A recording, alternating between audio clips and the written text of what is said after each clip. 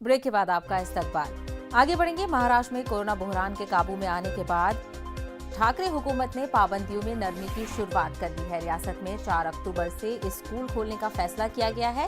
रियासत में कोरोना की सूरत-ए-हाल में कमी के मद्देनजर हुकूमत की जानिब से मजहबी मकामात खोलने की इजाजत दे दी गई है। तमाम मजाहिब के लिए इबादत गाहें 7 अक्टूबर से खोल दी जाएंगी। ब्रेक द चेन अहकाम के तहत जो पाबंदियां और जाब्ते थे उसमें थोड़ी राहत दी गई है। 65 बरस से ज्यादा उम्र के लोग, बीमार अफराद, हामला खवातीन और 10 साल से कम उम्र बच्चे घर में ही रहेंगे। घर में ही रहने की हिदायत दी गई है।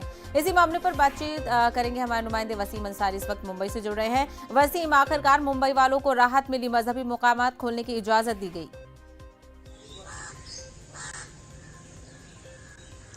जी ज़रूर, जिस तरह से देखा गया था कि काफ़ी दिनों से इंतज़ार था कि कब धार्मिक स्थल खुलेंगे और कब लोग अपनी अपने तरीके से, खास करके देखा गया था कई ऐसे त्यौहार हैं वो जो चले गए और कई ऐसे अलग अलग समाज के लोग हैं जो अपनी तरीके से पूजा या प्रार्थना या नमाज नहीं पढ़ पाए। अब उनके लिए काफ़ी राहत है। जिस तरह से देखा गया कि पिछले कुछ दिनों में लगभग जो आंकड़े हैं वो कम होते हुए नजर आ रहे हैं या फिर स्थिर नजर आ रहे हैं। या पिछले कुछ दिनों से 3 से 4 हज़ार के बीच पूरे महाराष्ट्र में ये आंकड़े हैं, जिसे देखते हुए ये राहत देने की कोशिश सरकार की तरफ से की गई है और जो ऐलान किया गया है 7 तारीख से।